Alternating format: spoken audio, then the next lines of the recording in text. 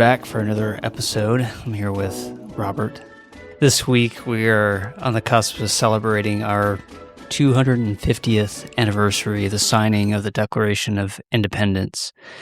And this goes along with the theme that we've been talking about with our Baptist history, our heritage, and a lot of the events that led up to the freedoms that we enjoy today. So it's an interesting time of history, just reaching this milestone of 250 years. I'm personally pretty excited about it, and just to be here to celebrate it. And this goes in line with the topic that we're going to talk about today, where we dig into some momentous events, some that are just pretty amazing that a lot of people don't realize or know about.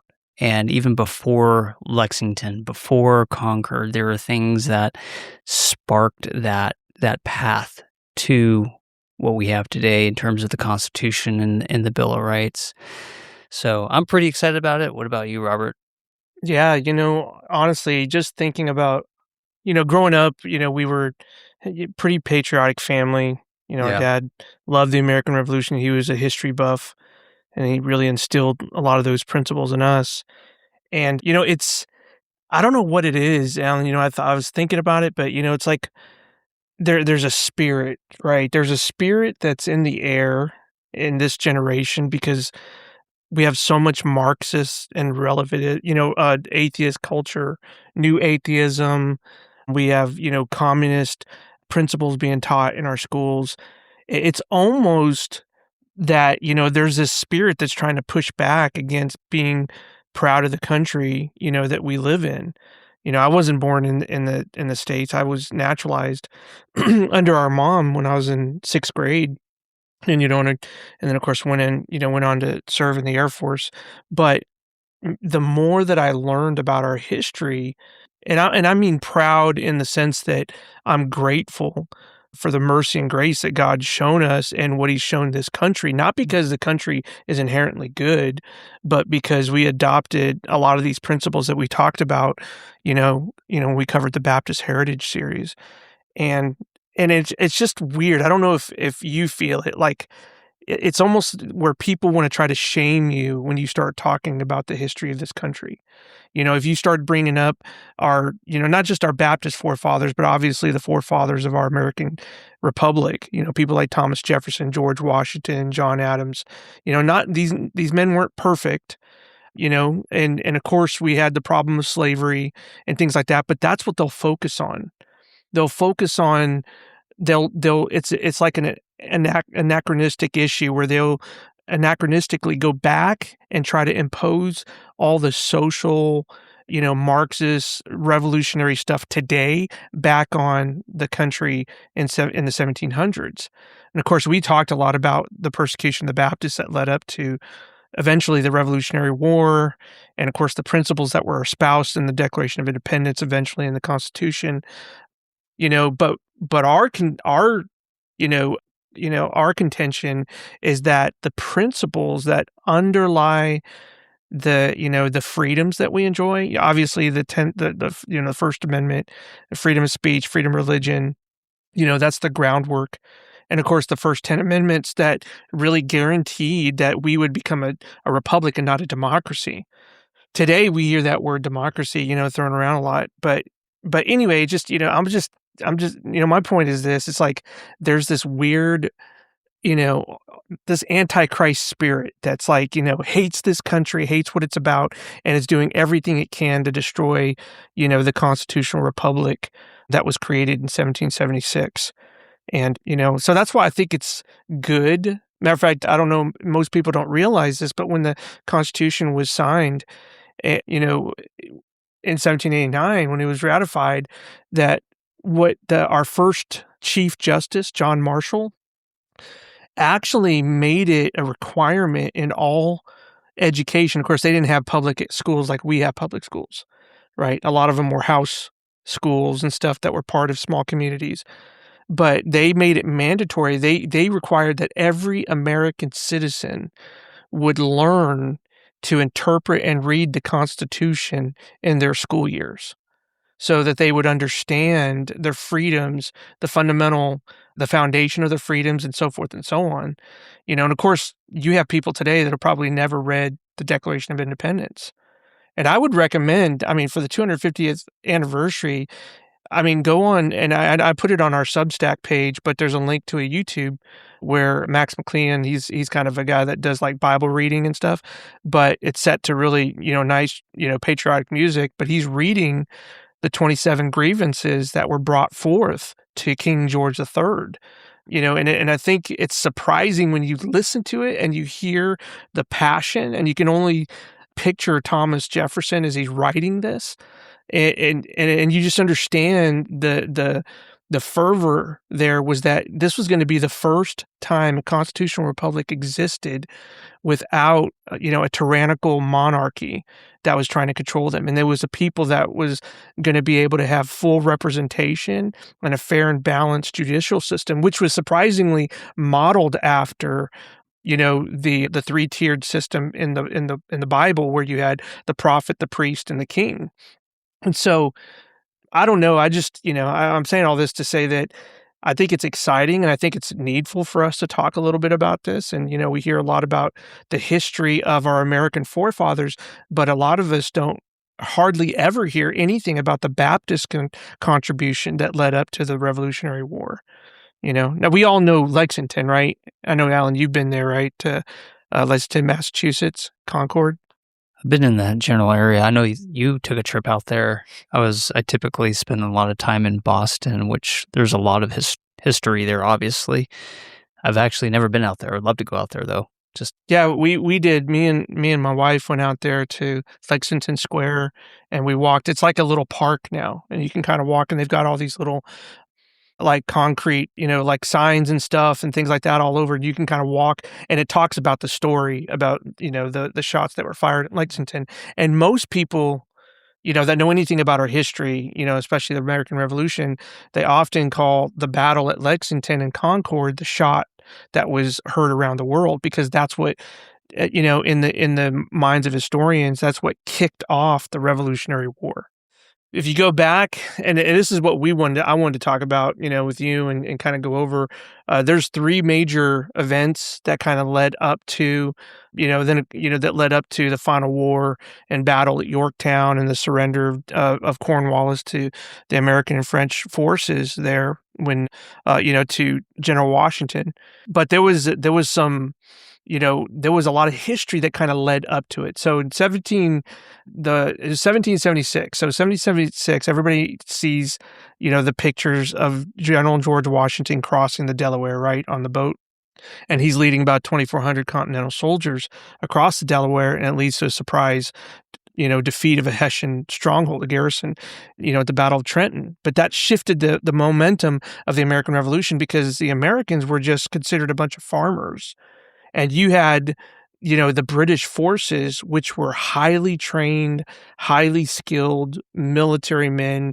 They had tactical strategists, generals, and colonels that were fighting for the British that were very experienced in European warfare. So as far as they were concerned, they're fighting a bunch of bumpkins, But what's interesting is some of the events that led up to it, because again, Concord and Lexington are the ones that are saying, well, that's the trigger. That's the formal outbreak of the northern colonies against the British. That's what started the Revolutionary War. But little is known about two other battles. One is called the Battle of Alamance in North Carolina, just a little bit east of Raleigh and Durham and Raleigh in that area. And then you have the Battle of Kings Mountain that happened after Lexington and Concord. But I wanted to, just take a little time tonight to kind of go through some of that history, maybe educate some of our listeners, and maybe it'll spark some interest. There's some books, maybe we can put them in the description, like William Grady's book, What God Hath Wrought. And of course, there's What God Hath Wrought is probably the pinnacle work. I would say that's the work that really sparked my interest in the Revolutionary War, and especially the Baptist contribution. And then there's a couple other books. There's American History in Crimson Red, but we'll get those links out. We'll get those books and some recommendations. And I would highly encourage folks, if you've never heard of those people and those stories, that reading, reading about the history and the general political environment that existed that led up to the Revolutionary War, and especially with the Baptist contribution, I think it'll really give you an appreciation for our Baptist forefathers. Yeah, that what God hath wrought book by Bill Grady is a really, really good book. If you want to talk about some moments in history that led up to the revolution, during the revolution, it's just nothing but providence. Pretty amazing. Yeah, you see the hand of God all over this thing. And here's the thing, we've talked about it before. There's some that believe or think or assume that America was a Christian nation, and that was far from what our Baptist forefathers believed. They would have rejected that notion, fiercely, because we don't have a theocracy. That's what our Protestant brethren believe. They think that they have a kingdom of heaven here on earth, and that's what they're trying to set up. That was nothing of the kind. They believed they just wanted to have a free government so they can freely worship God as they see fit, according to their conscience, according to the dictates of their conscience. They want to be able to worship God, preach the Lord Jesus Christ without, forfeiting, or license, persecution, fines, and all this other stuff that our Baptist brethren had to deal with for almost 140 years. And so, especially, during the colonial time. And so it's important for us to kind of understand, why, it's important to understand who our Baptist brethren were that were involved, but also, the reason why they were fighting, they were fighting along Congregationalists and Puritans that had jailed them. And what was interesting is even shortly before and even after the Revolutionary War, before the Constitution was finalized, there was some of those Baptists that fought alongside these Congregationalists that were in threat of going back to jail and prison for preaching the gospel without a license. It's amazing, honestly. But when people, and this is what I want Americans to understand, especially that really, that are celebrating the 250th anniversary of our country, and they're waving the flags and they're excited, that we have a president at least that's pretty transparent about, liberalism and all this other junk. But here's the point, is that those freedoms that they enjoy, they may not understand that it didn't come from Protestants. The Protestants adopted it because it was fueled by the persecution the Baptists went through. So anyway, so that's what we'll kind of do today is talk a little bit about just the kind of like the culture and the environment, especially in the North Carolina, Virginia area, Tennessee area, that eventually led to the Battle at Lexington, and then eventually all the other battles of the American Revolutionary War. Yeah, let's do it.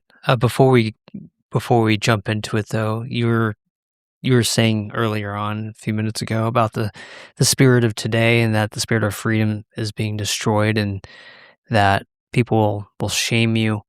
And a lot of it is probably due to ignorance, but I think there's some underlying power here that's trying to destroy the spirit of freedom and liberty of conscience. I think that's at work today, as you implied earlier. I would say personally, my experience is that people don't care either.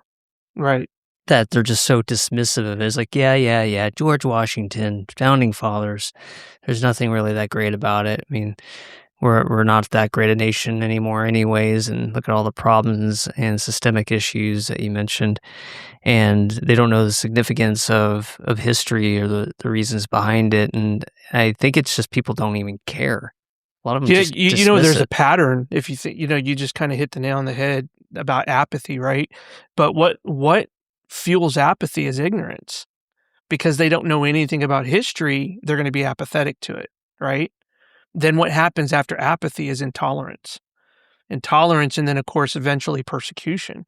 And people don't understand that in America. That's the danger of where we're at today, because we have kids, a generation of kids that have grown up that know nothing about our American history.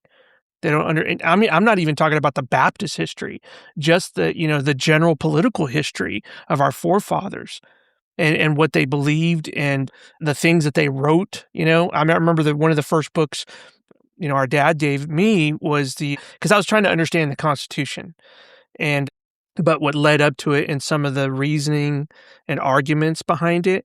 And it was what is it called now? Alexander Hamilton, Jefferson, and Madison wrote it. The Federalist There you Papers? go, the Federalist Papers. So the Federalist Papers were a series of articles that those men were writing to try to get the American people on board with the Constitution and a United States of America, because they liked having 13 independent colonies. Those independent colonies ran basically their own state, their own governments, they had their own representation. They just, at the time of the Revolutionary War, the dictator that was in England was basically uniting them in battle against England. And of course, after the war, everybody wanted to go back to the 13 colonies again. And that's when our forefathers, who were geniuses, realized, man, we need to secure a form of government that will protect the individual rights of citizens and provide an equal, fair representation, so that you don't have, because if you read some of the 27 grievances in the Declaration of Independence, man, and I read it 3 times this morning, by the way, and I listened to it several times just because I wanted to read through each grievance. But, one of the grievances was that there were times where they had their own legislatures, like some of the colonies had their own legislatures, and they were trying to form their own, make their own decisions politically and how they wanted to run their colonies. And then King George III would go in and completely eradicate those assemblies, and he would bring in his own legislatures and run his own laws. And it was in a direct violation to the agreements that he had with the colonies. And so some people, they argue about the Revolutionary War being anti-Christian because it was a war of rebellion. And it wasn't. When you read the 27 grievances, these were well within the rights of the American people, who had a standing agreement with George III. He just abused them. Yeah. He was abusing those rights. They weren't treated as full British citizens. They were treated as something less than that. Right. And that was also a part of it. What's funny, talking about our our Baptist brethren, during the time of, these battles that we're going to talk a little bit about, during one of them, but there was Isaac Backus. We talked a little bit about Isaac Backus, where he was debating with John Adams in Massachusetts about the taxation, where all the taxes are being raised to basically support the Puritan Congregationalist churches. And they had formed the Continental Congress, and Isaac Backus actually came to the Continental Congress to complain about the persecution of Baptists in Massachusetts. And John Adams and Samuel Adams tried to dismiss it as, it's just, this is just a local issue. It's a local minor grievance. It's nothing really that important. And what's funny is, what Isaac Backus' response was? He goes, that's exactly what the English say of you about the 13 colonies. And talk about a smack in the face. But that's when the people, the American, when they heard, the broader audience heard about the Baptist persecutions at the Continental Congress, they said, man, we can't just establish a government for, the majority. We have to establish it for every single citizen. We can't protect the establishment. We have to protect the citizen. So anyway, so let's talk about a little bit about, kind of like the political and cultural and religious culture that was kind of formulated. So if you go back to about 1738, so 1776 is when we signed the Declaration of Independence, right? You have 1780 was the Battle of Kings Mountain. 1775 is Lexington Concord. And of course, leading up to, and in between that, you have again, 1776, the Declaration signed in July. Christmas of 1776 is when General Washington, crossed over the Delaware. And then in 1781 is where Cornwallis surrendered at the Battle of Yorktown, after the Battle of Yorktown. And then the Constitution was eventually ratified in 1789. So that's kind of roughly the history. But if you go all the way back to 1738, almost basically 50 years prior to the signing of the Constitution, you had the Baptist influence started growing tremendously because of one man by the name of George Whitefield. Now, most people know about George Whitefield. He was a Congregationalist. He wasn't a Baptist by any means. But he came to America in 1738, and he started preaching across all the colonies. There were times where, and George Whitefield was known by, Benjamin Franklin. Benjamin Franklin, he was told that, hey, this George Whitefield can preach, and you could hear him almost a mile away. And he was in, I think it was Boston Commons or somewhere around there where George Whitefield was preaching, and Franklin was about 2 miles from that distance. And he could hear George Whitefield preaching from 2 miles away. Now, I don't know if anybody understands that, but just trying to preach, get to the end, go to a football field and go to one end of the football field and try to preach coherently to where you can hear and somebody articulate every word from 200 yards away. That Benjamin Franklin said he could hear George Whitefield 2 miles away. 2 miles away. Yeah, that's unreal. I mean, It's unreal. You have to have a pretty strong voice.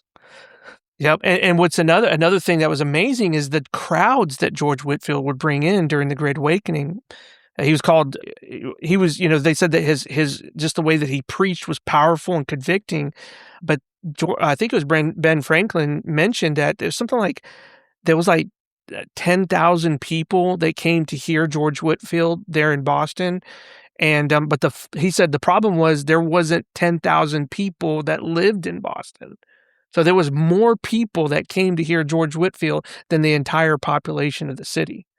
That's what it was like with George Whitefield everywhere he would go. So there was this religious revival basically that just blew up. And what's amazing is that, and later Whitefield commented on it, but surprisingly enough, people that were actually getting saved ended up converting as Baptists. And George Whitefield was bewildered by that. And he made a comment. He says, man, he goes, what did he say? He goes, all my chickens are turning into ducks because they were being baptized by immersion. And of course, Congregationalists, they rejected, full immersion and rebaptizers. That's why Baptists were hated so much. But during that time where he was in the United States preaching, eventually a man by the name of Shubal Stearns would end up getting saved. And in 1751, Shubal Stearns was ordained as a Baptist minister. And by 1755, he and about 15 other people started the church at Sandy Creek, North Carolina. Okay, now that's 1755. By 1757, just 2 years later, so the Stearns congregation swelled over to 600 members. Now, he eventually got almost 1,000 members, but then there was some persecution that arose in North Carolina that ended up driving all the Baptists out of North Carolina into places like Tennessee and Ohio Valley, things like that. But by 1829, so this is after the Revolutionary War, after the signing of the Constitution, the ratification of the Constitution, by 1829, there was over 1,000 distinct Baptist churches that all traced their direct lineage to Sandy Creek. That's all within about 70 years or so? Yeah, if you go by 1757 to 1829. So within 70 years, and this is why, you've often, I know a lot of people have heard of the Bible Belt, right? That's where it came from. Yeah, this is the root. This is where it started. This is where the seed was sown. So over 1,000 distinct Baptist churches. Now, here's what's crazy. Men that came out of this Sandy Creek church movement, and not a lot of people know about this revival, but you had over 1,000 Baptist churches that started across North Carolina, Virginia, Tennessee, Ohio, Illinois. Matter of fact, there's a missionary. He was a missionary to the Indian nation. Oh, so I'm saying it now, and it's like off the tip of my tongue. He's one of my favorite missionaries. Now I can't remember his name. Oh, it's going to bug me. This is what happens when you turn old. But anyway, this missionary went into Illinois, and he was responsible. He spent over 40 years ministering to the American Indians, trying to win their freedoms. Matter of fact, a lot of the Indian reservations that exist today, Isaac McCoy. There you go, Isaac McCoy. Isaac McCoy, as a result of Isaac McCoy's efforts for 40 years, he labored, and it was a huge amount of racism against Indians, and of course, I mean, and the Indians didn't have a pretty history either. They were savages. I mean, they were murdering and killing their own people, and a lot of them would kill each other long before the white man would kill them. But to Isaac McCoy, they were souls. and he wanted to win them to the Lord, and he started many churches. Well, he preached the very first gospel message in a place called Chicago, Illinois. And he started the very first Baptist church in Chicago, Illinois, Isaac McCoy. Isaac McCoy was one of the fruits of the Sandy Creek revival. The very first Baptist church in Nashville, the very first Baptist church in Memphis, the very first Baptist church in Ohio and Cleveland, and all those areas all came out of Sandy Creek. That is really interesting. And also, while you were talking about it, I was looking him up real quick, and a lot of the Indian, you mentioned a lot of the Indian reservations today were a result of his efforts and his work, because he lobbied Congress multiple times to have these lands for the Indians out there. That I guess we see a remnant of that today, all through a Baptist preacher, though. But that's cool that you can trace that lineage all the way back to Sandy Creek. Right. So it all starts with George Whitefield. Now, it's interesting. I think there was a movie that was just recently put out, a Christian movie about George Whitefield. I've heard it's pretty good. I haven't seen it, but I've heard it's a pretty good movie. And it really kind of traces George Whitefield's friendship with Benjamin Franklin.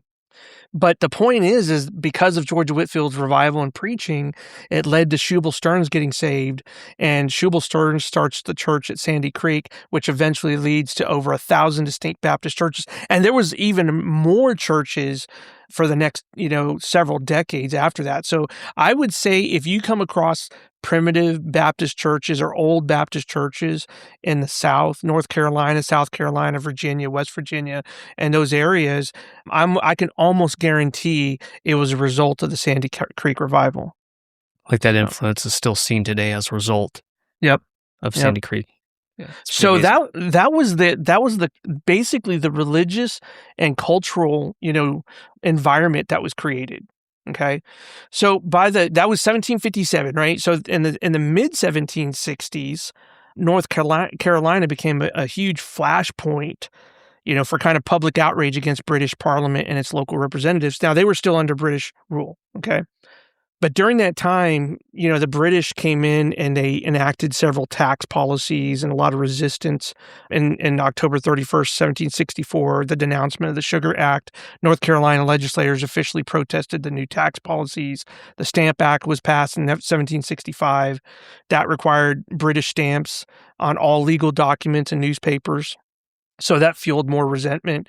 And then in October 19th of 1765, Wilmington demonstration, you had over 500 people burn Lord Bute in an effigy. So he was like a ruling governor, and marking basically the possible birth of the Sons of Liberty. Basically, that whole movement against, the British was kind of in that 1765 area. 1767, you had the Townshend Act, placed duties on imported wine, paper, glass, lead, and tea. And that was, this is before, you had the Stamp Act, you had the Tea Act. A lot of this stuff was playing into that part, but a lot of this was happening in North Carolina. So November 2nd, 1769, they had the resolutions of non-importation. So the lower houses, they passed resolutions to resist the British imports. So the British were bringing in their goods, and they weren't taxing. There was no import tax. But if you had to import or export taxes from the United States, those got taxed. Well, the lower house tried to pass resolutions to resist those British imports. Well, Governor Tryon, he was the governor of North Carolina, he responds by dissolving the entire assembly. And Governor William Tryon, during about 1765 is when he was appointed, he was an absolute tyrannical dictator when it came to ruling North Carolina. He made life virtually impossible for American citizens. So he was kind of like the primary antagonist, obviously, to the Baptist people, because he hated them. Matter of fact, he would call them an enemies to society and a scandal to common sense. That was his opinion of Baptists. And so he didn't want Baptists or anybody in North Carolina having any kind of independent representation. He wanted to basically rule and reign in North Carolina. His persecution was codified in the Marriage Act of 1766. And, the Marriage Act of 1766 was where he criminalized marriages performed by Baptist ministers. So that means if you had a Baptist preacher marry you and your wife, he declared it illegal with the Marriage Act of 1766. So, he just and why? Because he hated Baptists. It's literally the only reason. He burdened the overtaxed inland farmers to fund the construction of his capital residence. So he called it Tryon's Palace, and he raised 15,000 pounds, British pounds, in taxes so that he can build his capital and his home. And if anybody understands, in 1766, 15,000 British pounds was equal to $3.3 million today. So he forced the North Carolinians to pay taxes to build his capital and his residence, his private residence. And of course, this has just enraged the North Carolinians, So eventually what happened was there was a resistance movement that kind of grew against Tryon's corrupt, his corrupt, and of course he had his own standing army, but his unequal taxation, all this other stuff led to a group of what's called the Regulators. And they were a group largely comprised of Baptists, surprisingly. The Baptists were just getting so frustrated because this was their country, even though they were dealing with problems with the Congregationalists and the Puritans and stuff like that. Here's this British governor that absolutely was making it impossible to enjoy the fruits of their labor, their freedoms, anything. And so one of the key leaders of the Regulators was a man by the name of Captain Benjamin Merrill.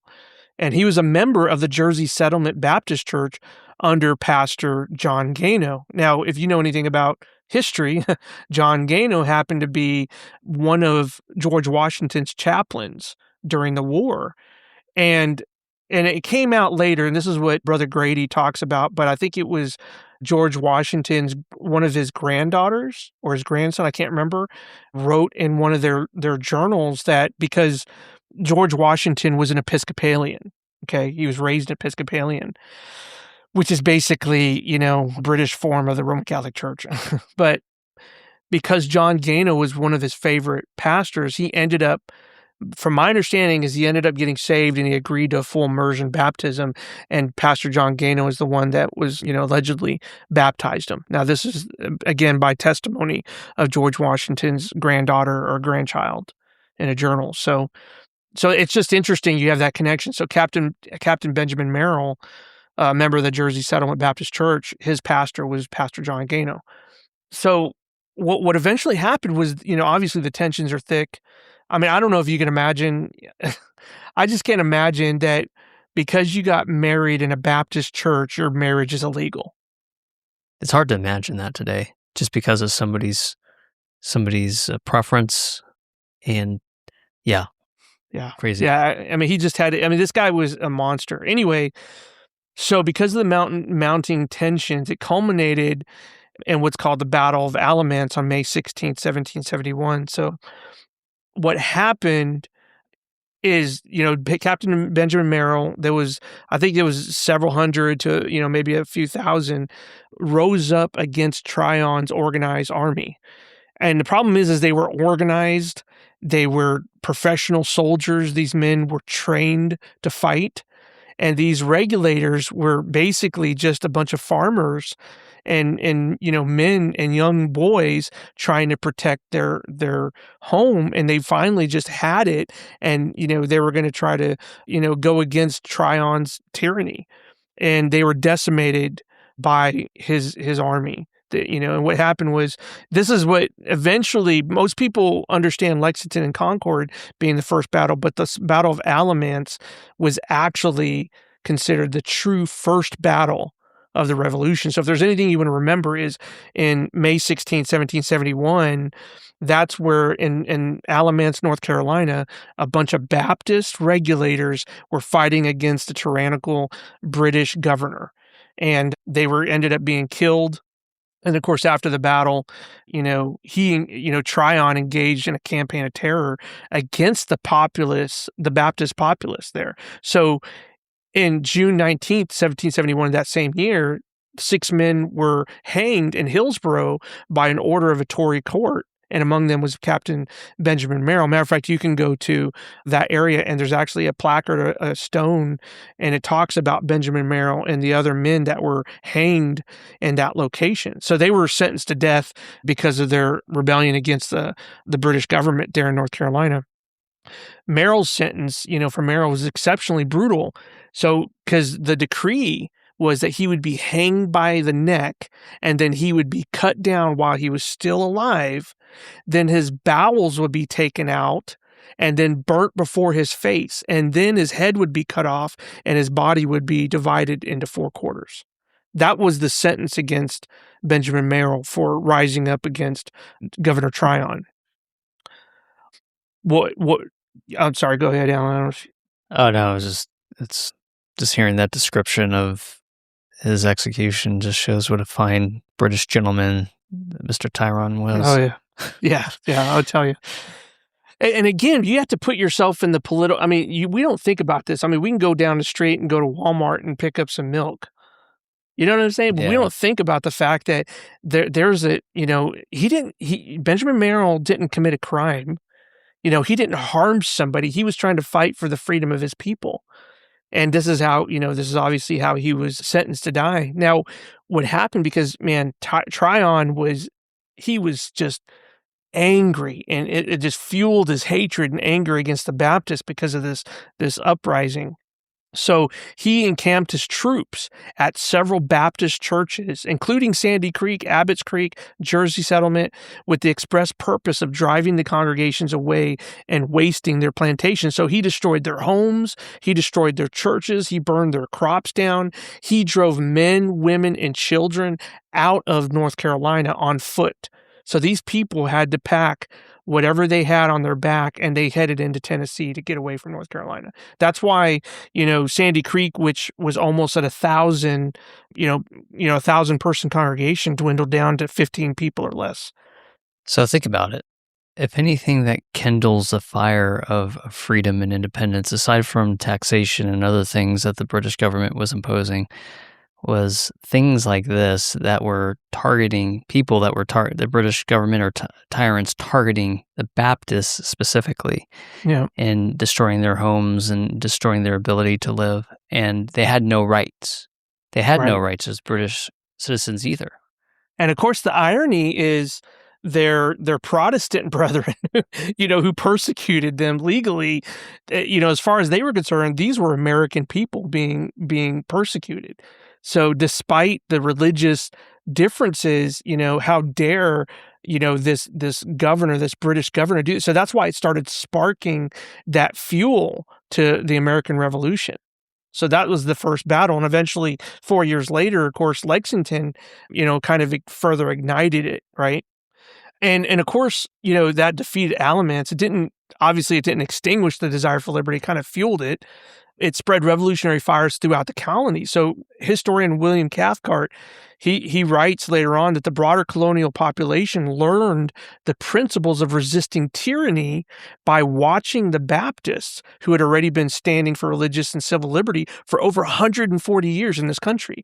So the Baptist documents such as the Portsmouth Compact in 1638 and the Rhode Island Charter of religious freedom, they established the precedent for a republic with complete religious liberty long before the national movement across the state started. So, what fueled the Declaration of Independence? The wording in it, the formulation of the Constitution, the fiery sermons that were being preached behind the pulpits across America during the Revolutionary War. This was all fueled by the same principles that the Baptists had been preaching and espousing for over 140 years.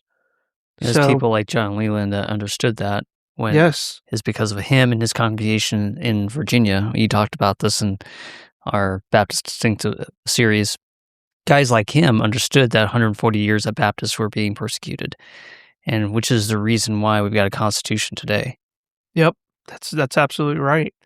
And so that's why when you think about that decimation of the Baptists and then being driven out of North Carolina, and again, kind of starting to fuel those fires across the country, You had the Revolution. As far as the Revolution, Baptists were among the earliest and most vocal supporters of the Continental Congress and the Warren Association, the Philadelphia Baptist Association, declaring it the Supreme Court of the colonies in 1774.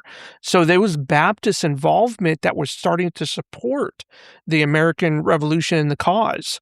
And so most people don't realize it. Well, why do you think that happened? Because here's a bunch of Baptists that see freedom. They see light at the end of the tunnel, that this could be possibly the country that they were looking for. They can finally live in a country where they can freely worship God without fear of reprisal, persecution, imprisonment, right? Taxation. So it was crazy. So obviously the Baptists that were driven out they were driven out over the mountains. They had to go over through the Appalachian Mountains into Tennessee because of Tryon's persecution. They settled in what would become Tennessee and Kentucky. These pioneers, so you had men like Tidance Lane, who organized the Buffalo Ridge Baptist Church in 1779, which I believe was the first Baptist church in the state of Tennessee. He spent years defending their families and lands from the British aligned tribal forces. So they went over the mountains, and what eventually happened is a lot of these men that escaped Alamance, North Carolina, going into Tennessee and Kentucky, that was some rough country. You and I, we spent one Christmas there. Remember we went up to go see the Ark up there in Kentucky? Oh, yeah. Yep. But you remember the country. Remember Nashville and the northern Tennessee going into Ohio and Kentucky, the mountains, the forest. Very remote. And of course, and you can only imagine what it was like in the 1700s. I suspect it hasn't really changed much, at least from the way it looks today. It probably hasn't changed much since it's a rough environment if you don't have a vehicle and modern day conveniences. That's right. And then, of course, that forced migration, there was over 1,500 Baptist families that had to leave the Piedmont Valley to escape Tryon in North Carolina. And that forced migration inadvertently, it seeds the frontier with these hardened, independent families who had to learn how to survive and fight in that rugged terrain. And, of course, those exiled regulators, right, they'll become eventually the legendary Overmountain men that would lead to the Battle of Kings Mountain in 1780. So we're skipping over Lexington and Concord, and we're going to go to the next battle, which is the Battle of Kings Mountain. So the Battle of Kings Mountain represented a huge turning point in the war because, if you can imagine, here's this massive thousands upon thousands of soldiers and Hessian mercenaries, these German mercenaries that the British government employed, professional soldiers, very experienced men of war coming in. And, you could tell, here's a bunch of American farmers and ranch hands and, leathersmiths and people like that. Like, who are these people to fight against, an experienced professional army? And it could be daunting. So when this Battle of Kings Mountain happened, because of the victory that occurred there, it ended up fueling the fire for the rest of the colonies, realizing, hey, we might actually have a chance, to actually win this war. And so Battle of Kings Mountain, what happened, you had a mostly Baptist contingent. So a lot of these men and these families, those 1,500 Baptist families that had to leave North Carolina, ended up becoming this group of what's called the Overmountain men. So following, the threat from, there was a British colonel, Patrick Ferguson, he had a bunch of different military men installed in basically forts and camps throughout, Virginia, North Carolina, South Carolina, Georgia, Tennessee, those areas. Well, he ended up getting threats over and over again, Colonel Patrick Ferguson and his contingent, with these Overmountain men. So these small groups of kind of like guerrilla forces, right? Virginia, North Carolina, South Carolina, where all these Baptists ended up migrating into, they started becoming a pain in his side. So there was largely a Baptist group of frontiersmen. They ended up walking nearly nonstop for 11 days to reach Kings Mountain. And this is where Colonel Patrick Ferguson ended up deploying his men on the top of a very steep mountain. And they said it was so steep that it represented like an upside down ice cream cone. And he figured because he was up at the top of the mountain, that gave him, a tactical advantage. And so what ended up happening is you had these men that ended up marching over the mountains. What was it? Oh yeah, they ended up doing a 4-pronged attack, the over mountain men, against the British forces of Ferguson at the top of the mountain. It was a simultaneous attack. So they mustered the men, from, again, all these Baptists and not just Baptists, but a large portion of them were Baptists. Virginia, North Carolina, South Carolina, Georgia, Tennessee, they all gathered at the Sycamore Shoals there at Kings Mountain. And they ended up marching again for 11 days. And then what happened in this 4-pronged attack, these untrained militia, these untrained mountain men, these rough frontiersmen, basically, you can imagine like Davy Crockett and those types of men. These are like the kind of men when you think about who live up in the hollers, in the middle of in the mountains and the Appalachians, people that, you would be afraid to go camping at night around those areas. This is what these people were. And there was a 4-pronged attack. So they attacked Ferguson on 4 sides simultaneously. And they ended up, this untrained militia captured the mountain and killed Colonel Ferguson in the battle. The victory was so unique because it was achieved without the leadership of the state or the Continental Line. There was no Continental soldiers involved. It was just a bunch of frontiersmen. And again, mostly Baptists, relying instead on the flesh and the muscle and sinew of the integrated frontiersman force, right? The casualties, the numbers is pretty crazy. The British ended up with 244 killed, 163 wounded, and 688 captured. And the Patriots, these frontiersmen, only lost 29 people. Unreal. And these are untrained frontiersmen against highly regulated professional soldiers of the British Army. And after the battle, go ahead, Alan. Oh no, I was going to say it was different too for the British forces because they were a professional army, but they were fighting against guerrilla forces, a different way of fighting. Right. These are mountain men. They hunted in the woods, they survived in the woods. They're also sharpshooters, and it was just a lopsided victory. But it's the beginning of the end of British rule in the colonies was that battle. That's what a lot of historians, you said, considered that battle the turning point of the war, right? Right. And there's one thing I wanted to add to you about Patrick Ferguson. He made a statement, I guess because of his overconfidence of his army and his professionalism, saying that his defense was so strong, and I can't remember exactly the statement, that he said his defense was so strong or something to that effect that God himself could not move him from that mountain. Yep, that's right. Or move him out of that mountain. So that was actually a true statement.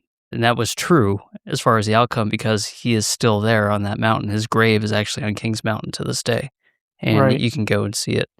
And what's interesting is those over mountain men, a lot of them were the exiled survivors of the Battle of Alamance.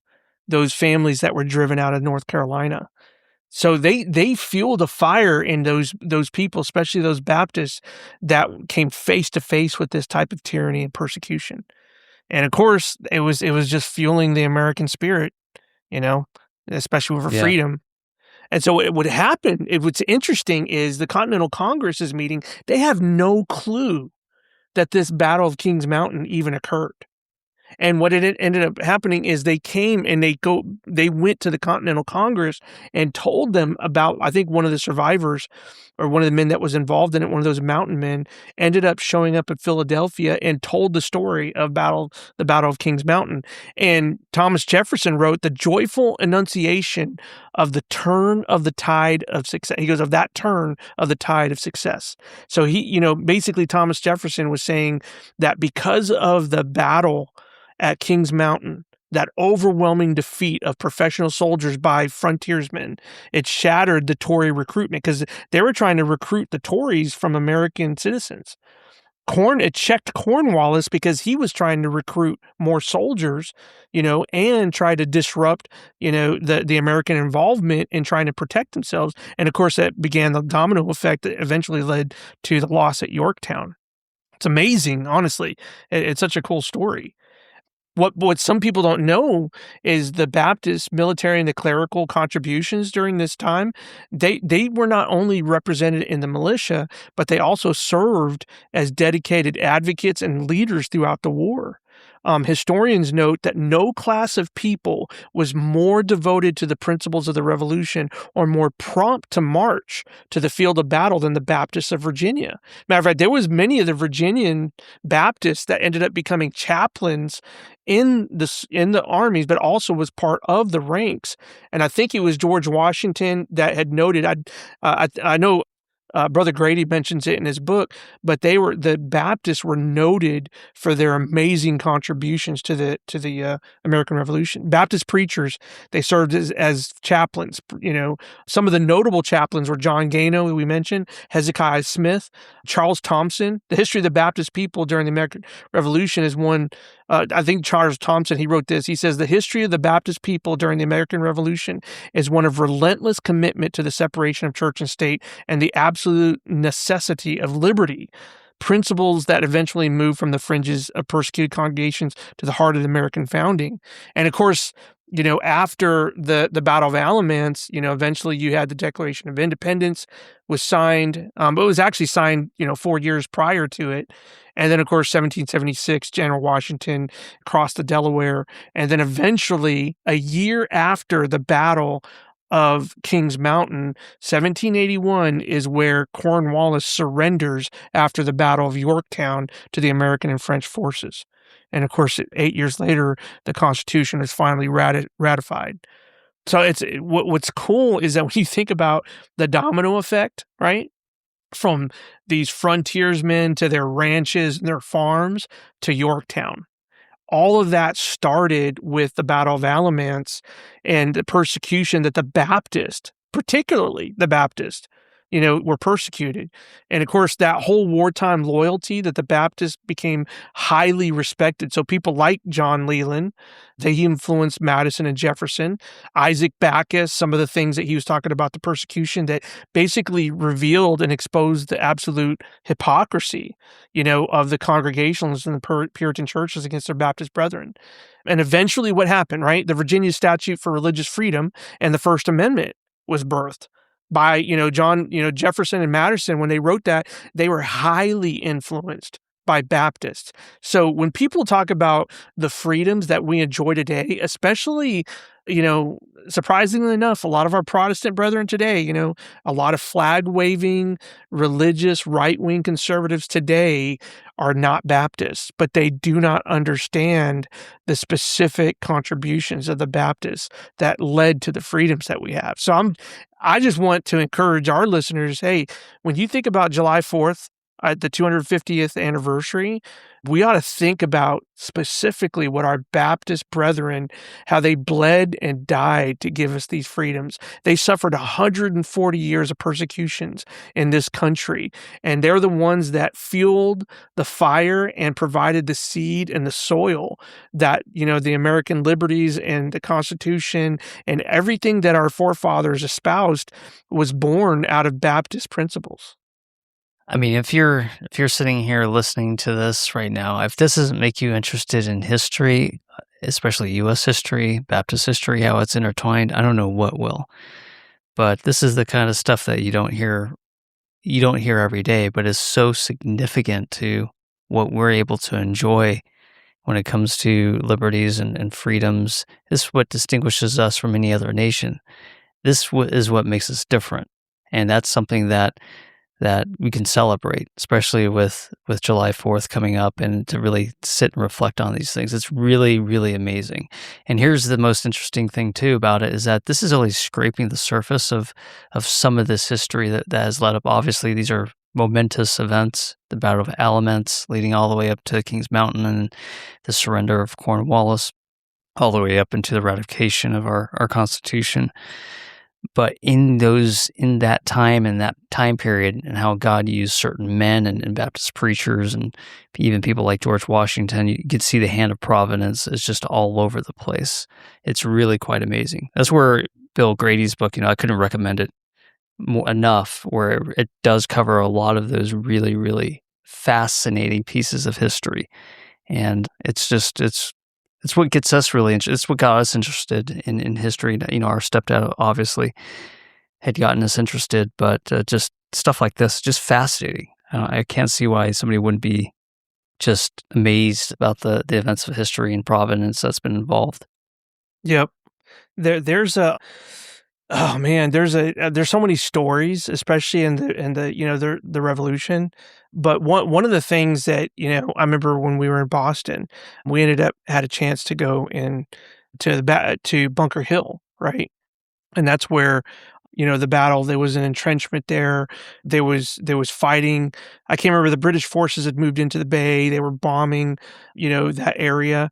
And what was amazing is there was a fort there, and on Breed's Hill is where the fort was, and the Battle of Bunker Hill, which was adjacent to it. What's interesting is that's Breed's Hill is actually where the I think the I can't remember which it's either or. I have the story in front of me yet, but there was a Baptist preacher that ended up going to the top. I think it was the top of Breed's Hill, and he prayed the entire time during that battle, just like, because it was the story, like Moses, whenever they're fighting Canaan, and Aaron and them, they were holding up the arms of Moses as he was praying, because the Bible says that whenever his hands would fall down, the enemy would they would overcome the Israelites, but whenever his hands were stayed up, the Israelites would receive victory. Well, there was, again, I think it was John Leland wrote about it, but he talked about, and some of the other Baptist historians, I can't remember the name of it. Maybe we could do a story on it, but it's just interesting because there was another Baptist preacher that, through the power of his prayer, that they believed that they won the Battle of Bunker Hill. And that was another significant turning point in 1775 there in Boston. So it's just, I don't know. There's just so many contributions and things that we can point out, that just, again, it's Baptist after Baptist after Baptist. These people were desperate to be able to worship as they pleased without the government dictating to them how they should worship. And you know what, Alan, I was just thinking about this. I mean, it gets me fueled up because I think about the sacrifices that our forefathers had to pay.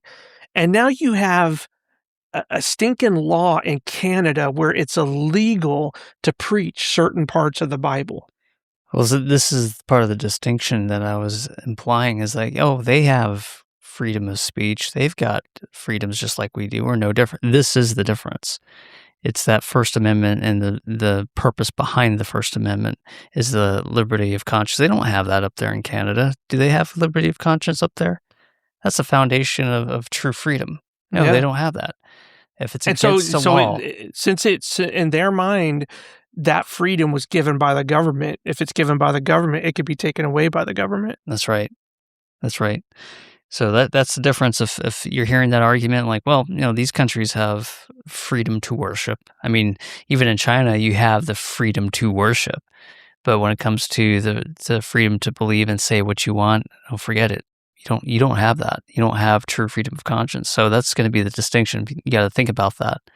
Canada, you'll be fined. I think depending on what you say and preach out of the Bible, you can be fined, and I think you can even go to prison. I know there's stories about that we could probably look up, but that's happening right now. It's happening today, just north of us, and a lot of people don't realize that. Where people think that they have freedom of speech. Yeah, they don't. Not truly. They don't. Yeah, I think it was a hate crime. I think it's Bill. I'm looking at it. It's Charlie 9 C9, and it says that the new legislation alters how Canada handles hate speech and religious texts in the following ways: removal of the religious defense. The act, which received royal assent, removed a long-standing provision in the Canadian Criminal Code, Section 319, that protected individuals who stated opinions in good faith based on a religious text. So they removed that. They no longer have that protection. So critics, including religious and legal groups, warn that the removal of this explicit statutory defense opens the door for certain biblical verses to be prosecuted as willful promotion of hatred, depending on the context in which they're shared. So even though that they overtly say, no, we're not trying to ban it, the problem is that Section 319 in the Canadian Criminal Code said that, hey, you cannot be persecuted by quoting a religious text on good faith because you're a Christian. that's been removed. So that protection doesn't exist, which means there is a logical conclusion to that. There can be prosecution and there is no protection for it. So essentially, yes, the Bible can be marked and tagged as hate speech at some level. Meaning that you don't have the freedom to say or speak your mind or even read from the Bible in a pulpit in Canada. That's right. That's insane. That's today. Man, there's so much stuff that I don't know. Alan, did you hear about the, they made it mandatory to read the Bible in the state of Texas? No. So yeah, that was recently passed by, and now it sounds, to our Christian brethren, they're like, oh, praise the Lord for that. But here's a question to think about.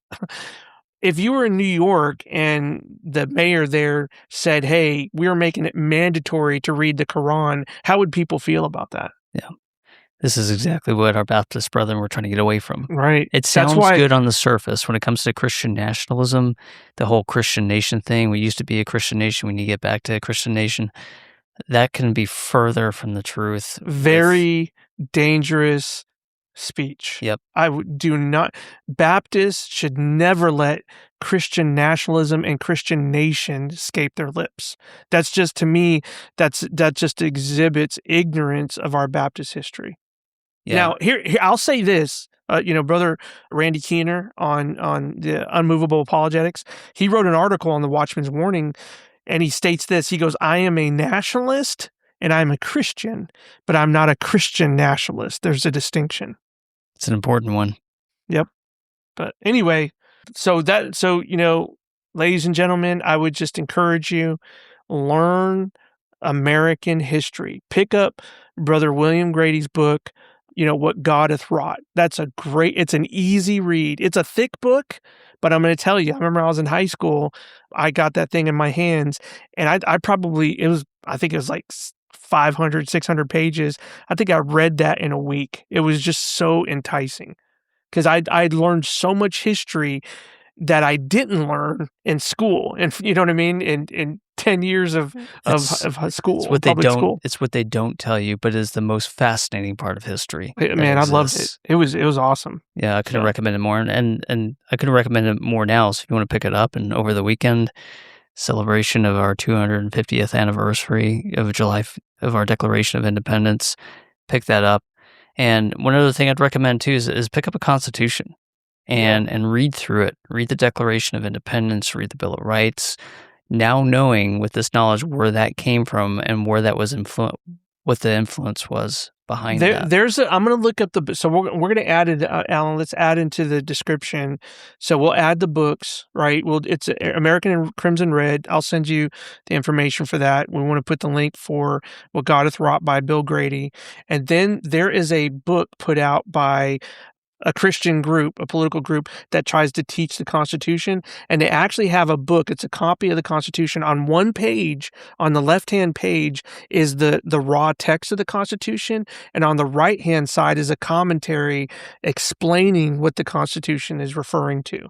So it's actually a really good book educating you on how to understand the Constitution. And I think every Bible-believing Baptist preacher in America, every Bible-believing Baptist Christian in America should know their Constitution. You should read it. You should understand it. You should teach it to your kids.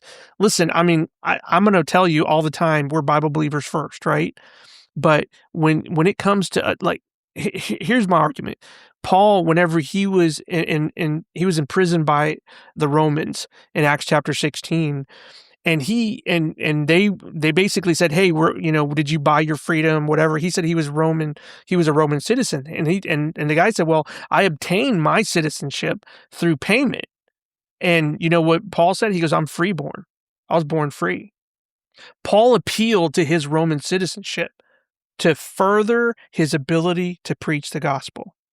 And I'm going to tell you the best way, and I'm a street preacher by heart, and I'm going to tell you, every preacher on the street ought to know that Constitution, because I'm going to tell you, there's friends of mine, they were just at the FIFA games up in Atlanta, and they were being pushed off of public streets by the Atlanta Police Department. And the Atlanta Police Department, when they asked them, what law am I breaking? You know what the Atlanta Police Department said? There's no law. The sponsors of the FIFA game just don't want you here. That's what they said. In America, this is Atlanta, Georgia. And friends of mine that were out there that know how to push back and challenge police officers, don't be afraid of them. The problem with police officers, they're not trained in the Constitution. They're trained in their local city ordinances. And they will all day long, they will override your constitutional rights for a city ordinance, because that's where they get their paycheck from. City council and the city taxes and so forth and so on. So a lot of the especially lower ranked police officers don't understand the importance of your civil liberties that are contained in the First Amendment. Yeah, so they will stop you all day long. They'll say you're soliciting, even though you're giving free tracts out. You're not selling anything. You're preaching the gospel of the Lord Jesus Christ, and they're telling you that you don't have a permit to do it. Are you kidding me? Yeah. Does that sound familiar? Yeah, but here's the thing, Alan. Those types of city ordinances will go unchallenged because American Christians refuse to exercise their First Amendment rights. Yeah, it's a shame what we're seeing today. But yeah, it's the ignorance. If you want to be patriotic too, a lot of people think, well, I'm patriotic because I'm wearing a flag shirt. I got flags in my yard. That's fine. But if you want to be patriotic truly, you know the Constitution, know the Declaration of Independence, know your Bible, because that's where those principles come from. And put it into practice. You're a patriot. So, yeah, with that, I think that's a great way to wrap it up, and dedicating this episode to the 250th year anniversary of the Declaration of Independence. It's good to sit down and just reflect on it and the freedoms that we enjoy today. I think we're still the greatest nation on earth. I believe that we had been blessed historically, and how God has used this nation to be a focal point for the Great Awakening, and God used those events and also used the worldwide missions, the publication of the Bible. The American Bible Society was actually run as a government project for almost 100 years. You know, we produce more missionaries around the world than any other country. We print more Bibles than any other country did in history. Anyway, there's just, I mean, there's a reason. I don't think it's just because of the fact that we're Americans, but I think it's for the fact that we were the first ones to recognize the state of Israel. Yep. We allowed the Jews to escape Roman Catholic persecution in Europe, and we allowed them places here in the United States to freely worship. Matter of fact, the oldest Baptist church in America is right across the street from the second oldest synagogue. The first oldest synagogue was burned down. The second oldest synagogue in America is right across the street in Rhode Island from the oldest Baptist church. Not a coincidence, because Rhode Island was the only colony that had 100% freedom of religion. They're the ones that put out that charter, the Rhode Island Charter of religious liberty. Yep. Before the Constitution, before the First Amendment, the Rhode Island Charter and the Portsmouth Compact were the only two documents in the history of the world that granted absolute, complete religious liberty. And it was because it was a Baptist colony. Let that sink in. Yeah, imagine that. All right, man. Well, I think this is a great episode to cover. Right up my alley, personally. I know it's up yours too when it comes to the history, U.S. history, and Baptist history. Just it all weaves in together. I hope folks that have been listening has enjoyed the series. We covered this a little bit in the Baptist acrostic, but in this one in general, we'll share out the books and put it in description, or the book names, and put it in our description, so that way some folks can have resources. Again, you can find the Constitution anywhere. You can look it up on the internet, or get the little booklets. Yeah. You get them for really cheap. It's just good to have around and maybe read on July 4th. So it'll be a activity. And just a reminder too, July 4th, Saturday, is the 250th anniversary of the signing of the Declaration of Independence. Read it. It takes less than 10 minutes to read it.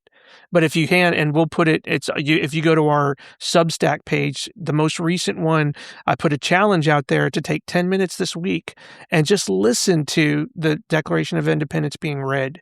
It's a great, if anybody knows Max McLean, he's a great, he's kind of got that Shakespearean voice, but he reads the Constitution and there's like really nice patriotic music in the background.